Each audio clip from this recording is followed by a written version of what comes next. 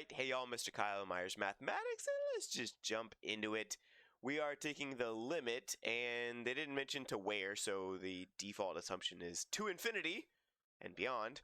So we're finding the limit to infinity of each of the following sequences using L'Hopital's rule when appropriate.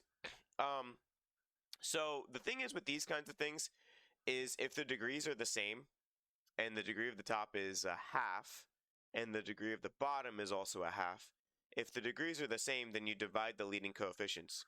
There's no visible leading coefficients, but there's always some ninjas hanging out. Ones are the ninjas of mathematics. So the limit would just be 1.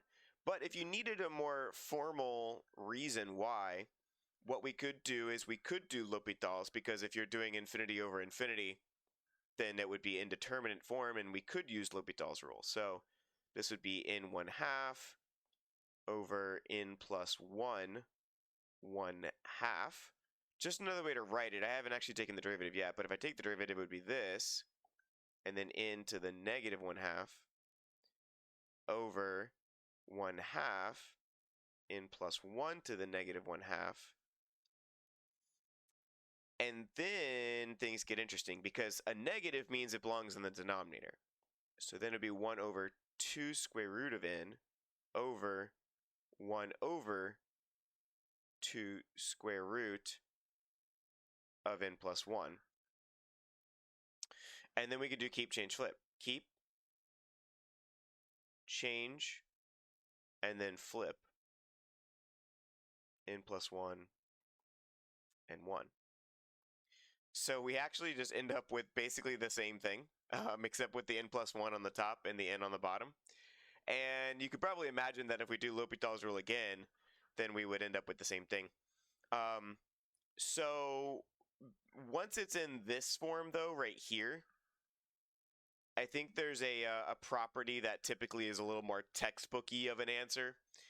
It says something like if you have like 1 over a function and then 1 over another function, then you can say that the limit is going to be the division of the leading coefficients. It depends on which textbook you're using as to like what formal answer you would give here. But basically, you just look at the degree. If the degree, the highest power of the highest variable of the numerator and the denominator, if the degrees are the same, you just divide the front numbers. And that's what we do. So we just get 1.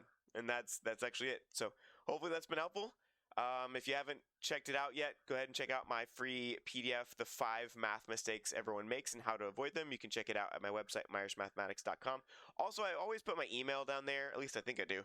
If it's not there, let me know. So that way, if you need to email me anything, any questions or whatever, let me know. I also do tutoring, so you can email me about tutoring and ask about that as well. And without further ado, I'll catch you guys in the next video. Blessings, y'all.